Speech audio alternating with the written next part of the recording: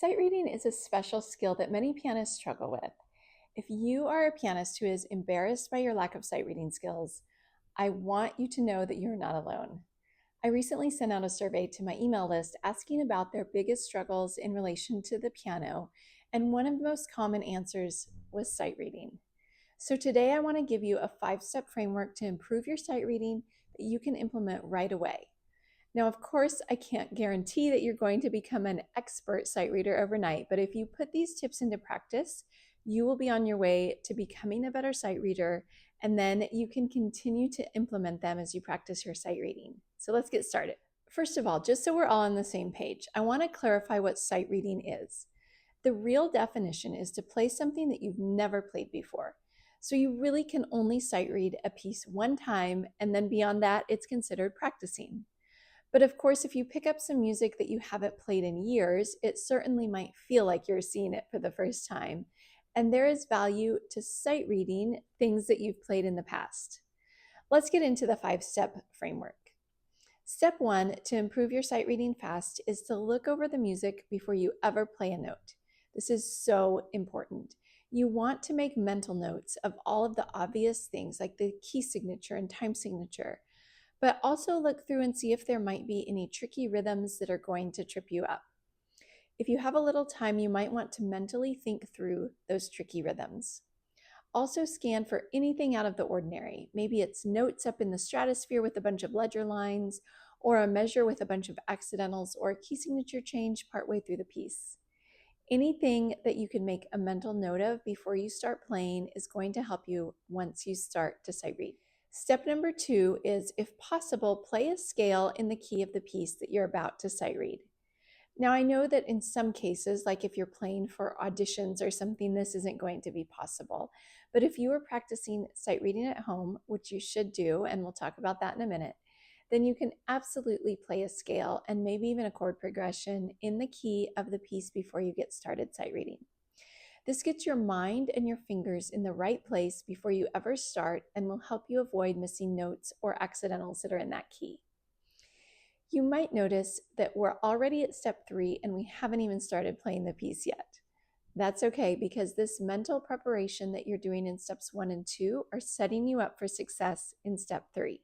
In step 3, you're going to play the piece, but if possible, I want you to sight read it a little under tempo. Of course, if it's a very slow piece, you might not need to sight read under tempo, but let's say it's a medium or fast piece. I would encourage you to sight read under tempo so you can focus and be more successful. And I'm actually going to give step 3 2 parts. Part 1 is to play under tempo, and part 2 is to keep going no matter what. If you're wondering how you're going to keep going, steps 4 and 5 of the framework are going to help you with that. But for now, just to commit to keep going no matter what happens. Of course, this is very different than when you're practicing a piece and you need to stop when something gets tricky and troubleshoot and fix the problems. That's a topic for a different video. For sight reading, you're going to forge ahead even if or when you make mistakes. Step 4 of the framework is to force your eyes to look ahead. This is actually one of my favorite tricks for improving your sight reading. Your eyes need to be looking at least 2 beats ahead of where you're playing in order to keep going and to not have any surprises. The minute you get caught by a mistake or something you missed and start thinking about what's behind you, you are sunk. No matter what happens, you have to be thinking ahead. And the way to do that is to have your eyes looking ahead. I worked with an accompanist at my very first staff accompanist job who said he looked 1 to 2 measures, if not more, ahead when he was playing. I don't think I've quite mastered looking 2 measures ahead, but you should always be glancing back and forth between where you are and where you're going next. If you only do this one thing, your sight reading will already get better. Step 5 of the framework is also vital to your success, and it is to leave things out that are slowing you down. My teachers in grad school said, as a rule, always leave out ornaments when you're sight reading. The chances that you can sight read the ornaments successfully and still keep a steady tempo going are pretty small, so just plan to leave them out. In addition, you might need to leave out octaves or runs, thick chords, anything that you know is going to cause you to lose your steady beat. As you're thinking about what to leave out, you want to have priorities. So if you are playing a solo piece, you're going to prioritize the melody and then the bass. However, if you are accompanying someone else, you will most likely want to prioritize the bass so that the piece has a strong foundation. If you focus on melody, bass, and rhythm as you are sight reading, you will be well on your way to becoming a successful sight reader. So let's quickly review the 5-step framework for improving your sight reading. Step 1 is to look over the piece before you play. Step 2 is to play a scale in the key of the piece before you start sight reading. Step 3 is to play under tempo and keep going no matter what.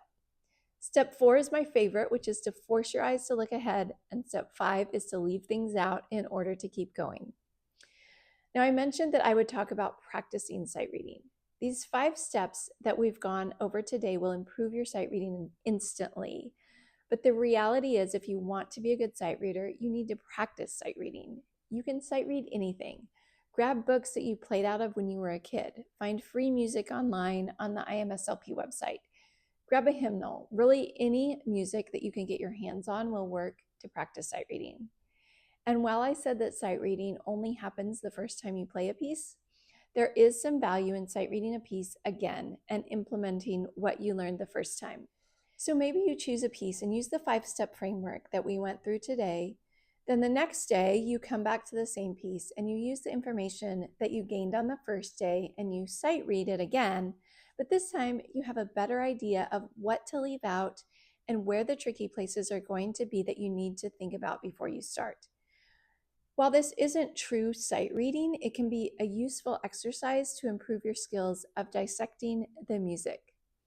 Speaking of that, there is one more element of sight reading that's really important, but it didn't fit into the 5-step framework, and I want to spend a little more time on it. So I'm going to do a part 2 to this video next week to share another aspect that is going to improve your sight reading exponentially. And in the meantime, if you want to go deeper into improving your sight reading, I have a $7 self-paced sight reading challenge where I walk you through a 7-day sight reading challenge. You'll watch a short video each day, do some sight reading, and you will see a vast improvement in your sight reading skills by the end of the 7 days. Think about what it would feel like to become a more confident sight reader in just 1 week.